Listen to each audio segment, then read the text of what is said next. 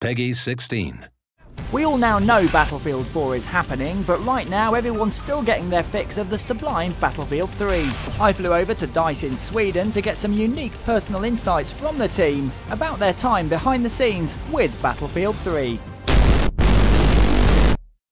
Lars, looking back, do you remember the moment of inception of Battlefield 3? To be honest, it all started after Battlefield 2.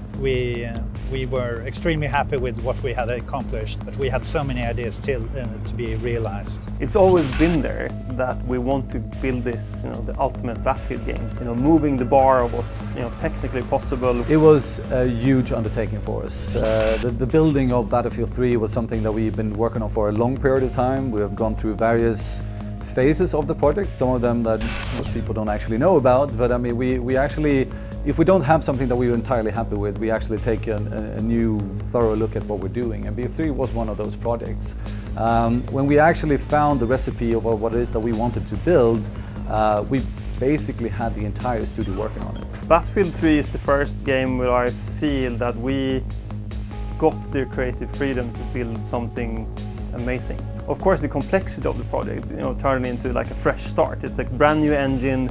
We're adding a lot of new stuff that we've never done before. I think the biggest challenge was from the perspective of technology, trying to keep on pushing the boundaries, and I would say that we definitely did with Battlefield 3, but those technical barriers while you're still building the engine and build the game at the same time, that was really what sometimes made you kind of just wonder, will we ever make it? We put all the resources we had big parts of EA helping out, building this game, so it was, monumental. And it turned out to be, the biggest thing that we've ever, put our teeth into. We had already earlier that year, the launch year, we showed it internally at EA and we realized that we were onto something. We walked up on stage and we showed that to all the people in the audience, and you could see the shock on people's faces when they saw this game for the first time.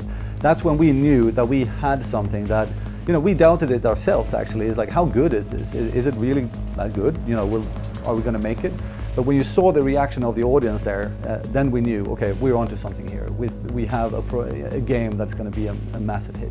At Gamescom that year as well, we showed up with our multiplayer hands-on demo of Caspian Border, and we had people standing literally in line for 10 hours, and they had to close the line. Getting that kind of feedback from the fans and that kind of interest is amazing.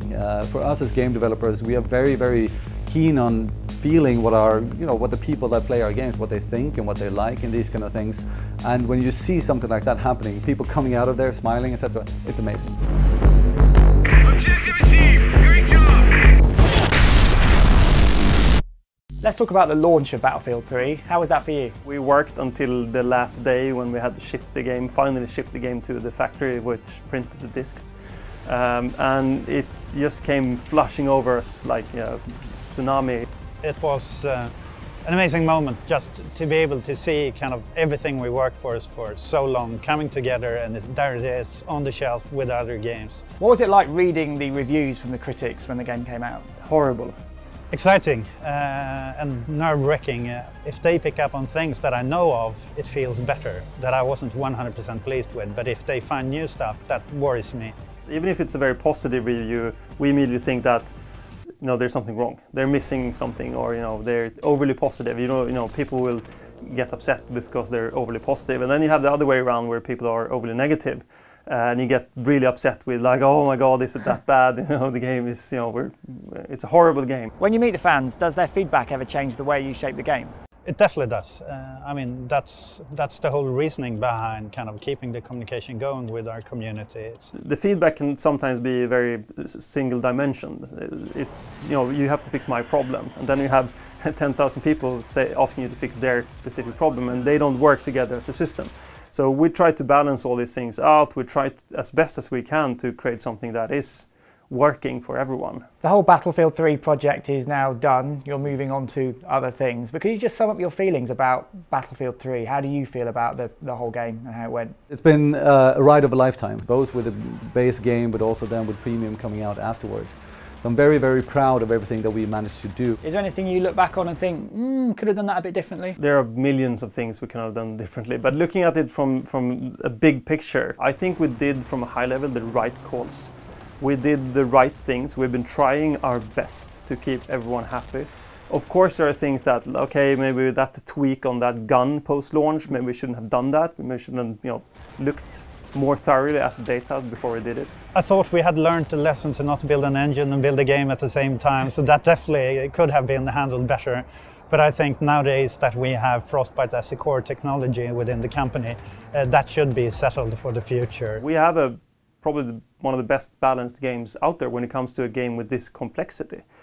I have a million things that I want to change and I want to fix in Battlefield as a whole, and we are fixing those. But not all of it can be fixed in Battlefield 3. But for the future, definitely we're looking into the majority of these issues. And what does the future hold for DICE as a studio?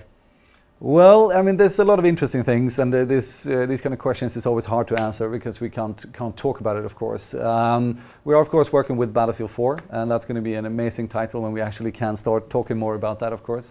But we have other things cooking here at DICE as well that you will see more of in the future.